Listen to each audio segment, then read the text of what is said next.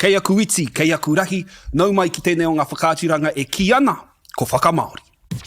Our award-winning Te Reo Māori podcast, Whakamaori, is back. Led by host Kimo Houltham and Dr. Anaha Hiini. Join Te Reo Māori experts Leon Blake, Hana Mereraiha and Kristen Ross in a journey of translating English content into Māori. Immerse yourself in learning, wānanga, discussion and the joy of Te Reo Māori with our crew. Here's Whakamaori with our host, Kimo Houltham. Ai rā, e hoa mā nau mai rā ki tēnā ngā whakāturanga ko Whakamaori. He whakāturanga e titiro ai tātou ki etahi o ngā tuhinga tawhito, ngā tito, ngā hau, anō hoki. Ko ta mātou, ko enei mātanga reo, he āta wete, he āta wānanga, me pēhea te Whakamaori i enei tuhinga, ne hae hoama. Kei taku taha, he tohunga o roto i tēnei ao, tēnā kōrua. Anaha, kei te pēhea e hoa? Tēnā koe hoa, kei te pai, kei te ora, e whiti nei te rā. Tino, hikaka ana i tēnei terenga tuarua o Whakamaori. Tēnā koe e hoa. Ki a koe e te tuahine Hana, pēhea ana i tēnei wai hoa? Tēnā tātou, kei ngā taringa pī karikari o te motu, e pai ana, ora ana a roto, ora ana te wairua. E hikaka ana ki a ruku tahi tātou ki te ho miro i etahi āhuatanga, i roto mai i enei mahi. Nā. Inane, kia mōheo mai koutou, ko tētahi o ngā whāinga matua o roto i enei mahi, e ai ki tēnei tuhinga, review, critique and translate. Kōrero mai anaha mo te, e harai te mea he kaiparawa noho enei tūmomo mahi. Engari, i ngā tuhinga ko ki te koe, he uaua ngā tuhinga ko whāia e tātou mo tēnei terenga hou? Ko ngā, i tēnei terenga hou, ai, e hara. Tainoa mai ki te tuhinga i tēnei rātonu nei, he uaua tēnei kaupapa nei. I roto i te rua te kautau pia ko taha ke nei, kua whai wāhia hau ki te Whakamaori i ngā tuhinga kāwanatanga, ngā ripuata pūtea, ngā puka tamariki, i kite ai ahau te rereke o te reo. I roto i tēnā tuhinga tainua atu ki te tito waiata. I runga i tēnā, ko te waiata, te kaupapa o te rānei e hoa. E hoki ana ngā mahara ki ngā tau iwa te kau, tētahi o ngā tino waiata o taua wā, Shortland Street. Shortland Street e hoa mā te kaupapa matua, i pēhea kia kōrua te Whakamaori te waiata nei. Ka rea e rukahu i kaha whakaparai tēnei whakamauritanga i taku pīnati e hoa. Aha kua poto noiho, ngā kupu i roto i tēnei mea nei, kāti i raru tonu ahai, kā rea e rukahu. Hei, te uau o te reo Pākehā ki taku nei whakaro? Koia i raru ai ahau, ko te reo Pākehā. Rereke, ki tā koe mōhio nei. Koia te take, kua hau mai a Hana i te mea Hana. Tohunga ke koe ki te tito wai te mea o momo nei? Hoi anō, he mahi ngā hau tēnei, ki a hau nei. Katahi anō mātou ka whakaputa i te kiriata tua whā mō Disney, mā te wā miria. Beautiful. Te matua taiko moana, te King Raiona, Lion King, Frozen, ara kua rewa mai ko Koko, ara kua tahiri mātou ki te āta ketu wānanga i ngā whakamauritanga mō Encanto, ka puta ako ake nei. Hoi anō, ko tētahi o ngā āhuatanga, ko te whakaratarata i te taringa Māori, me te ngākau Māori, e rewai ko te ngākau Māori ki tō tātou nei reo, ka tahi me te tuituihanga o tō tātou reo, ki tēnei mea, ki te puoro, ki te waiata. Nō reira he ao tino pai tērā ki a hau te ruku ki e rā huatanga e rua, te puoro me te reo. Hoi anō, ki te hoki aku mahara ki ngā tau iwa te kau, e tino rekarawati pērā hotaka ki a hau. Ka mutu ko tērā waiata, kua tino tau ki o tātou nei, kua tino me ki kua waia ki o tātou nei taringa. Me tēnei mea te waia. Me pono te kōrero, kāre au i te tino waia ki te tito waiata, ki te Whakamaori rānei ngā waiata, no reira. Me kite pēi te pai i te kaunga o taku Whakamaori, engari Anaha, kua roa koe e Whakamaori ana i aua momo i ngā titonga Pākehā.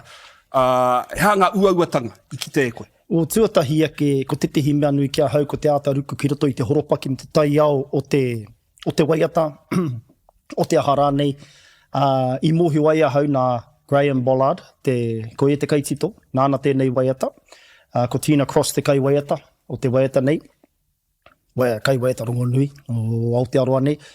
Nā taku paku rangahau i te horopaki nei i mōhio ai ahau, he waiata tēnei i hoki mahara ai ngā whakaaro o Graham ki tana Kilfrene o mua i te whare wānanga. Is it you or is it me? E rā kupu, nā taua momo horopaki rā, i putai e nei whakaaro me e nei kōrero, ka tahi ka whānau mai ko te waiata nei. Mera. Nō reira, koira titehi mea nui ki a hau, ki a āta ruku ki te hōhunutanga o te kaupapa e mōhio pūai a hau, e mārama pūai a hau ki te horopaki. He mea nui te rā ki a hau. Engari, ahako te hehea o ngā... Karau, he rawe te waiata, e kore rawa e whakaiti i te kaitito. Engari, he rereke tā ngā kupu Pākehā, tēnā i tāku e mōhio nei. Ko te whakaaro Māori tāku e kōrero nei. Tino rereke e nei rerenga Pākehā ni. Well, e māra mai te maria ki tā tātou e wānanga nei, me whakaronga tu tātou ki te waiata nei. Aneira. Is it you or is it me? Lately I've been lost, it seems. I think a change is what I need. If I'm looking for a chance or a dream, Shortland Street. Taking time to hold my place. Yesterday's another waste, just living for the times we've seen. When the writing on the wall says I'll be Shortland Street. If you want to find a way of searching for another world, it's hard to see. Shortland Street.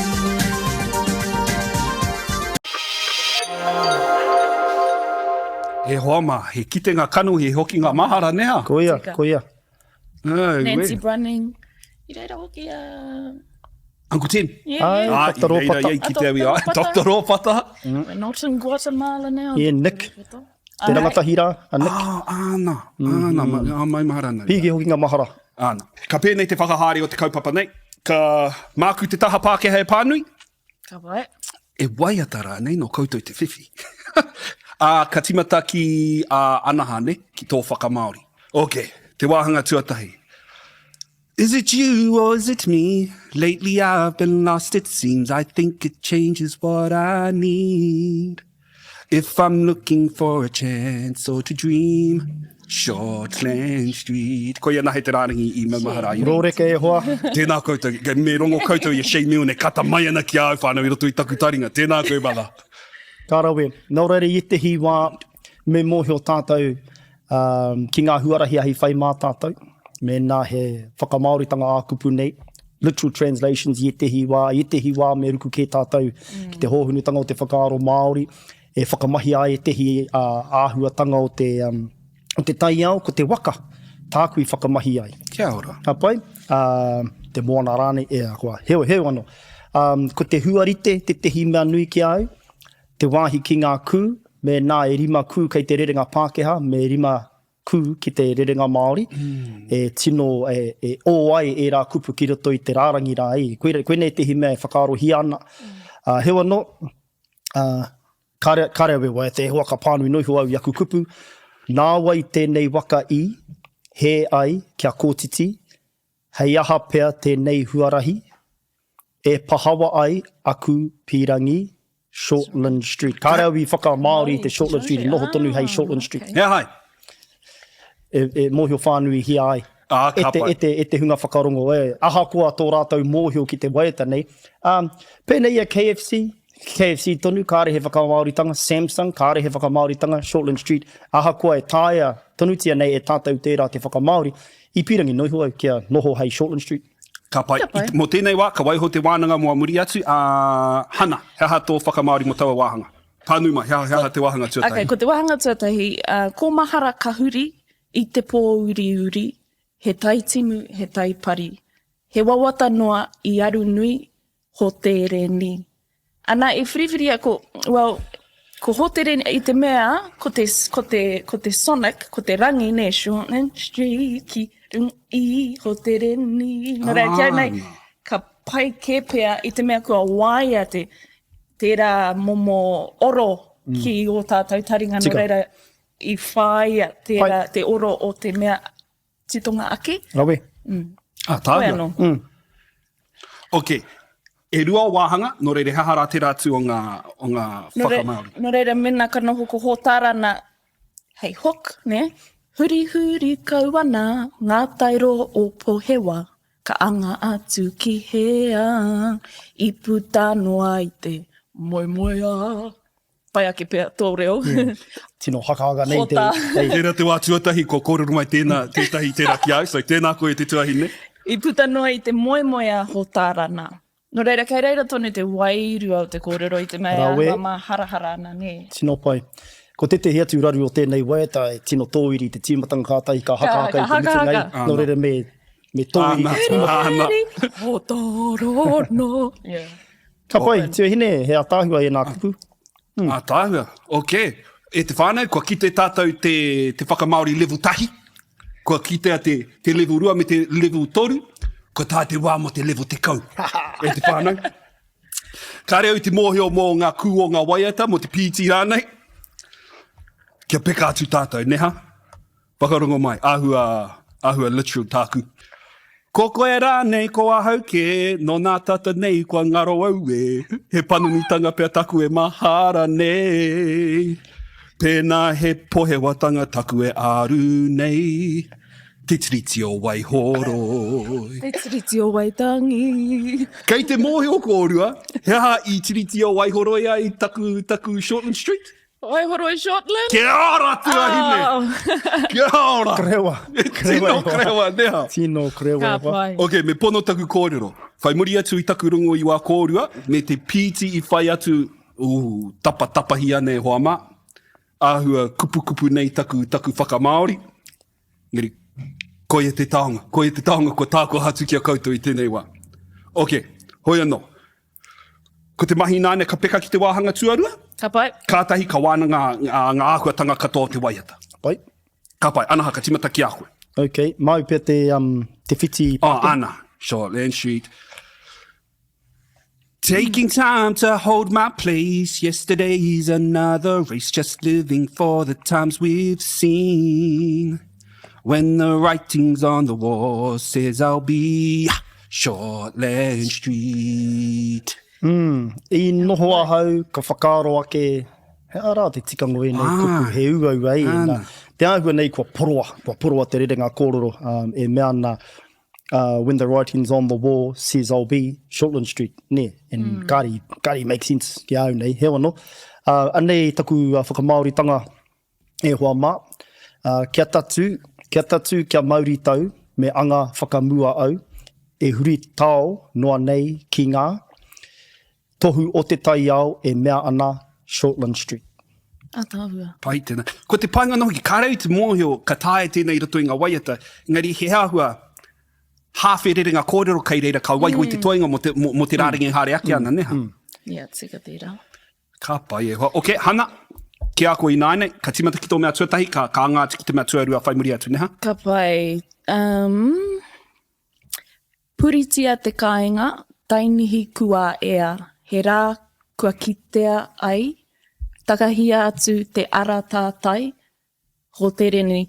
Ko te writings on the wall I pakuranga hau au I tērā he momo, he kiwaha e whakatau ki pēr. Pēr te tikanga? When the writing's on the wall, he momo destiny tērā, ei? Ne? Yeah, well, koera tētahi o ngā, aua, he koera tētahi. Yeah. So ko te ara tātai tērā, ko te he kupu mo te, ko te destiny, writings on the, when the writing's on the wall. Yep, Hey, ka pai. it's meant to be. Ka pai. Rawe. Pānui mai tō mea tuarua, pai heha te rātu. So puritia tō kāinga, tainihi kua ea, he rā anō ka kitea. E puta anō ai koe ki te ora hōtārana. Ok, ko tai te wā, Kimo? Ka whakārohia taku wāhi tēnei ao, waihui te ina mata ki tōnā ke wao. Tukuna mai te ōna mata, mā waira taku mate e kimi, te tiriti o Hotirini. Ihi. Pai tēnā nē! Rawe Wai hoa. ata hia mai. Rawe O, hoa. ka waihui tērā mua muri atu, ne? Kia hare atu ki te pāpara. Hoi anō. He pātai kia kōrua, mō tēnā ngā i mua i tā tātou āta wāna, āta wete. Karekau aku pātai, engari atu i te mihi kia kōrua. Ki te ahoki nei te rere hāretanga o ngā whakamauritanga nei no reira. Mihi noi hoa ana. I rā, kia te kare anō kia oti no, he ono. Ka pai. Okay. Ko taki pātai, yesterday's another race. Hea tā kōrua, o hea o kōrua whakaro mo tērā mo whakatakoto i te whakaro. Like, i te whakaro ai rat race. Whakaro ai mo te, mo ngā pō raruraru mo o te noho taone. Aua. Ko tāku, Taking time to hold my place. Yesterday's another race. Ko tāku e whakaro ana ko ngā raru o ina nahi waiho ki reika. Waiho ki Hoi reika. atonu hia purea. tō waka, ko timu te tai. Ei, Ka pai. Okay, Cool. wāhanga Pai tērā. whakamutunga. Ahua ua tēnei wāhanga ki au, i te makare au i te mōhio ki te rangi o enei rangi whakamutunga. Hioi, ka pēnei te haere. If you want to find a way of searching for another world, it's hard to see Shortland Street. Ko ia noho ngā rārangi mai maharai. Hoi anō, anaha, kei a koe. Te wā, taua aua rārangi e toru. ka pai. Me he ara atu anō, hei hoi mau i tō waka, hoi atu ki Shortland Street. Ooh, pai tēnā. Hea no te rangi? Me he ara taking atu time. anō, hei hoi mau i tō waka, Ka pai. hoi atu ki, and then Shortland Street. E puta anō ai koe ki te ora i te ao hou. Ka hura i ho te reni. En ko te rātu, whai ara te ara hou, he tiriti kei tuara, maea ana ho tarana. Apai? Ka pai. Anei, te mea whakamutunga. Me he mea he ao hou tāu e kimina, whai a rawa, a shorterena. Te aua nei me rhyme, ngā whiona, Hera. ngā rāringa katoa, koe e tētahi mea ko aku ai au i te rānei e hōma. Pai. Hoi anō. Ko te mea pai ki a hau, kua whakawhenumi koe, o kua whakakao mai Ai. koe i ngā kupu katoa mo Shortland Street. Ho te reni, ho tarana, waihoroi, Ai. Tēnā koe taku pāpā. ka mātua i tērā. Ok, me āta wānanga i etahi o enei tuhinga, ne? Anaha, ka timata ki a koe i te mei ki te au. Ko te pāinga, ki au o tēnei wāhanga tuatahi, e hara i te mea i āta, i whakamaori noa koe i ngā kupu Pākehā. Neha, i whai atu koe i tētahi he kaupapa matua oro. Taonga tēnā e hoa. He pukinga oro toi tēnā, te kimi i tētahi huarahi e hono ai te whakamaori ki tētahi kaupapa, arā ko te waka, ko te moana rānei. E tika tērā ka mutu i a Māua ko te whare huia noho tahi nei koe ene, koe te heo ngā kōroro nāna tonu i tuku mai, kia kaua e whai i a kupu, i etehi wā e tika ana kia whae kēhia ko te wairua, o te horopaki i etehi atu wā e tika ana kia whakamaori hia ngā ngā rere, ngā kōroro a kupu nei. Engari, hei tāna, mā tō ruku hōhunu ki te kaupapa nei, e rongo ai koe i te wairua, e mōhio hoki ai koe ki te huarahi tika hei whai mau. I roto i tēnei nā taku kore mārama ki ngā rere ngā Pākehā, i mate ai au ki te whakamaori kia Māori. Ai. Kia kau e literal translation. Ai. Te teheanga mea hana i ki te ai au. Kāinga. He rere ki tēnei te kāinga? He hako i whakamahia. Ko tāku noiho he tipako i etahi kupu e ororite ana ki te... E rere tahi ana me te rangi, me te oro o te mea ake. No reira i kāinga. Ko te tuhinga ki I te mea konei. ko te huarite. He ha te tunga he ki, me te tohu tō. Kāinga. E rua. Kāinga, e rua. Kāinga. E he take reo ai iwi noiho tērā. Ai, yeah. Ko te... Koe hea ua iwi, ka whakamahi te kāinga. Pai tērā pātai. Pai tērā pātai. Mohio pua nā hau, e kaha whakahuahi ana te kā inga i konei i roto te arawa, i wāhi kia tiko te kā inga. Engari, e hara i te mea he aha, he take rewa iwi noiho. Ka pai. Same, Ko te oro tāku i whai. And he kupu hau kei konei māku hana ko te tainihi. He aha te tainihi, te tainahi rāne. Inanahi, tainahi, i pērā hoki, ko te tainahi i hāngai ki te te hotarana, te kāenga, E kaharango nāna tērā i te tairāwhiti. Tainihi. Ai, tainihi, tainahi, inanahi. Hea e tai ata kupu. Ahua no, he nui. Ai. And i roto i ngā ture o te whakamaori, interpreting rānei, I mean, do you have the creative license just to go crazy when you have a song? I a koe e whakamaori ana i ngā waiata? He hārane, he ngā ture i roto i tēnei. Yeah. Ia tātou e ata wete nei ngā waiata tawhito ki reira ki te ai tēnei mea e a ki a matai ko te hāpunupunutanga o tira te poetic license. Ahakoa te wāhi ki te wete reo, kāre tino ki te ana, e tehi i, e tehi ki, kua ngaro e tehi ai, e tehi wā, engari ko te poetic license tērā, ne kaha ki te ana era i roto i ngā mō teatea, i roto i ngā waiata tawhito. Ta tuiho nei ki ngā titonga o nāia nei, e tehi, e kaha whai ana i te wetereo, e tehi atu karekau. Kei te pai tēnā, ka mutu, e mōhiu ana te kai whakawā reo, i ai e whakawā nei ngā waiata i te matatini mena he whakaaro Māori poetic license tēnei titonga, mena he hea noiho te reo. E māramana ki ngā kai whakawā reo. E māramana ki te taringa Māori, mena e tika ana hakoa e he nei te wetero, poetic license ke tēnei. Nō reira koe ia pea te hunga huarahi kua whāia, i roto i tēnei titonga. Kia Māori te tirohanga ne, kia Māori hoki te ao. Ko taku pātaki a kōrua, mena tātou ka noho ki te ata whakatakoto i tehi hatepe pea. Heha rāia ka noho mātāmua i a tātou ka ruku ki e nei mahi. I nā hoki, kei reira, ne, ko te māramatanga te tehi, ko te whai kia wairua Māori, kia whakaaro Māori, ko te whai i te ia o te whakatakotoranga o te titonga ake, he nui ngā āhuatanga ka whai wāhi mai ki tēnei mahi, engari hea ki a kōrua ka noho mātāmua. Mena rānei he. Kia hau nei tuahine kei te āhua pēo te hunga whakarongo.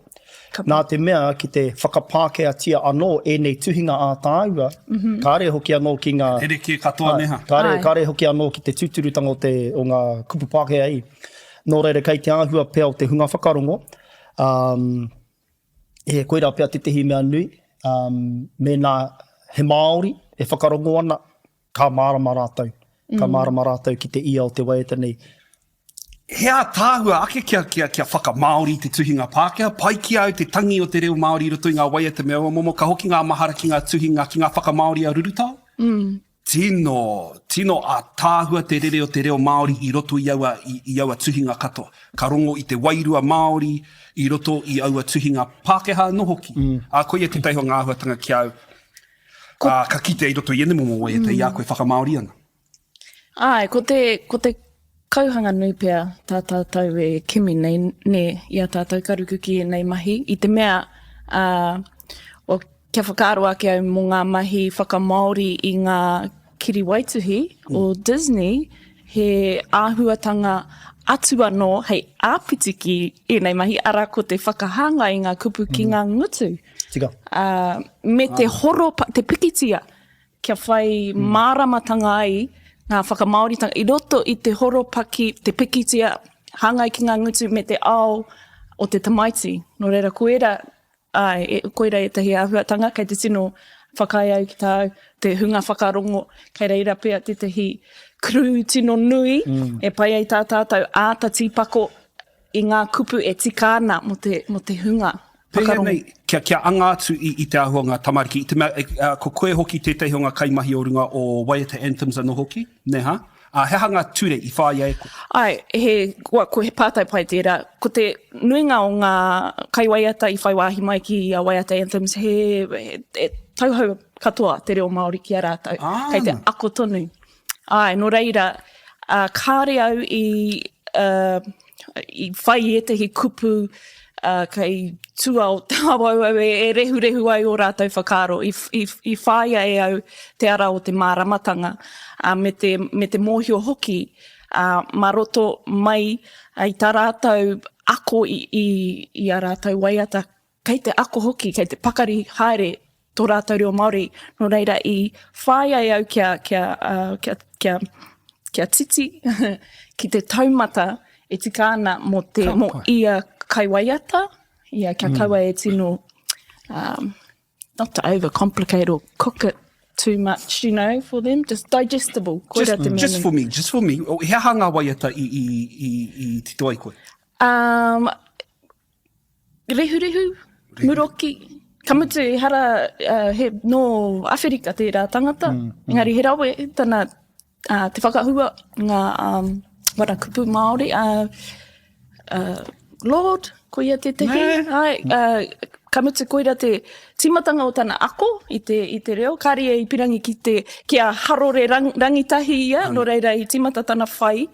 I runga i ngā mātāpono o te tiriti o Waitangi. Engari iai ki ngā kōreo tino, ngā kau nui ki tō tātou reo? Ai, ka tika tērā. Hoi eno, kia hoki mai eno tātou ki te waiata. E hoa mahe wero kei te haere. Ka timata i te timatanga o te waiata e hihi ana i te rongo i te roanga o ngā whakamaori. Ka pai? Anaha, ka timata ki a koe? Alright. Kia ngā kau nui mai, e te iwi whakarongo. He a tāua tō reo e kaua e pēna. Ka pai. Ok, me tōiri te tīmatanga nā te mea ka haka tino eke nea. Ha pai, nō reira.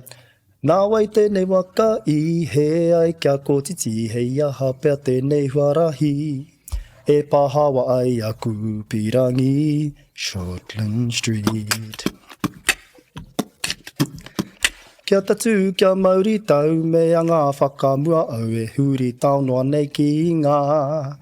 Tohu o te tau e mea ana, Shortland Street. Alright, here we go, te whānau. Me he ara atu anō hei hoi maui tō waka. Hoi atu ki... I think I went off note. Beautiful, mate. Shortland Street. Ka whai. Tēra fu e Atanga. hoa, stunning tēnā. Hewa no.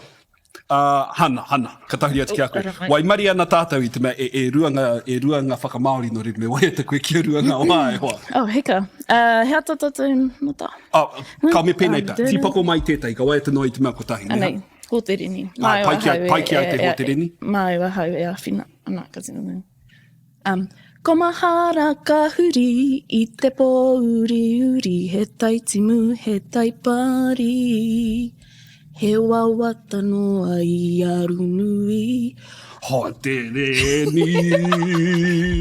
Wow.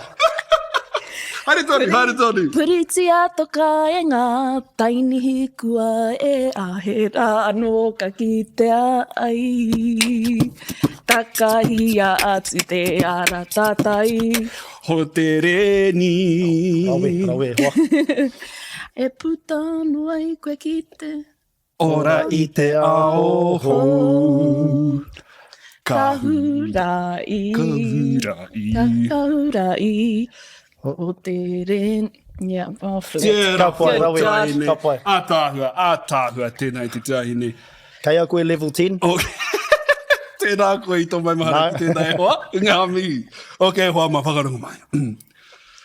Is it you or is it me? Koe te rāringi tātahine. Yep. Ko koe rāne ko a hauke, nona tata nei kua ngaro au e he panoni tanga pēta kue mahara nei.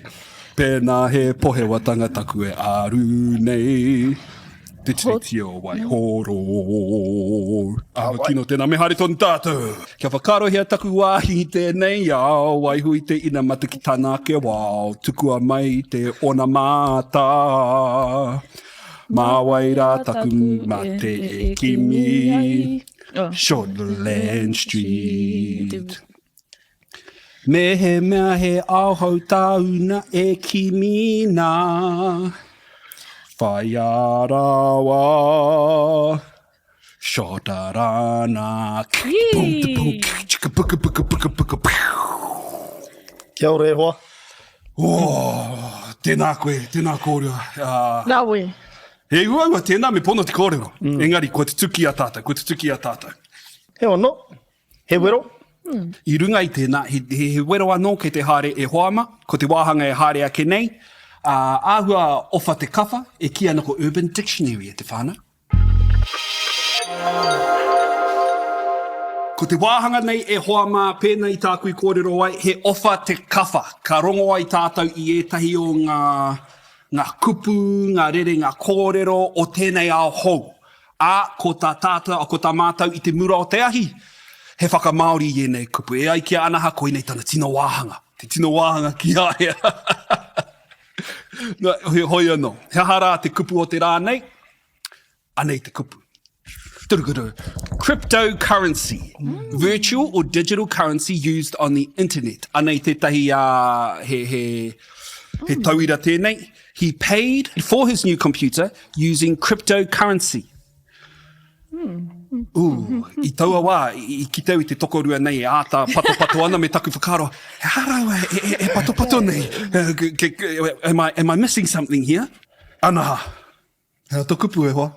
Nā te mea kai te mura o te ahi, he tino maro ki tēnei whakamaoritanga, koe neu i ki ai, karau e tino ratana ki tēnei kaupapa, he wano, he rawe tēnei, i aia e whakapātaritari nei te hinengoro, i aia e wero nei i ahau. Nō reira, mā te aha i te pūtea matihiko. Pūtea matihiko, pai tērā. Tika koe. Tino boring tēnā. Ai. Hoi anō ka tai te pēhea te hai hoa. Karau mo te tohe e hoa, he wano, mā te aha. Mā te aha i te kore, pūtea matihiko. Tēnā koe. Awa maro ke ake tāku i tā i te whanainga. Hoi anō, kei te whakaro ake au, akene pēr ko te transliteration, ka pai. Pai tēnā, pai. Transliteration i tēnei. Nō reira, ko te... i te whang... Moni... Nau... Ai. Kripto... Moni kripto? Nā. Moni kripto! Moni kripto. Moni kripto, eh? O nama kripto. As long as it's not moni creepy e hoa. I think we'll stay safe zone. Creepy e tahi wā. Koia, e mea anō koe. Kimo. Cryptocurrency. Ai, pūtea hiko. Ahua uaua Pūtea hiko, moni hiko, nama hiko. Ai. He ahua uaua tēnā mea engari. Kei reira te māramatanga o taua kupu. Ai. Anaha? Mā te aha. Ai, koia te kiwaho te rangi nei ki aku nei whakaro. Mā te aha nei hoa. Tēnā nō kōrua i ngā tini mātauranga ko akua Kimo i te rangi nei. Hoi anō e te whānau. I ngoi te whakakapinga, i te whakatipinga o te hotaka nei. E tika ana, ke tuku mihi atu ki era i whai huruhuru ai tēnei o ngā whakāturanga. RNZ, Te Māngai Pāhō anō hoki.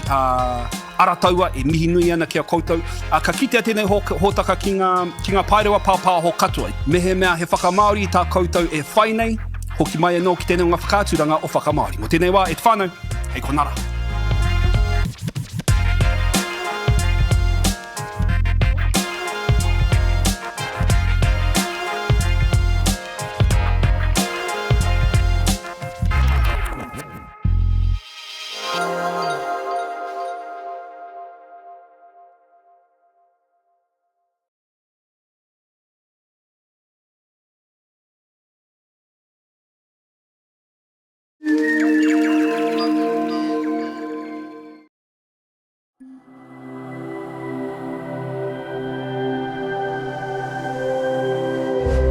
Ko te reo, te take.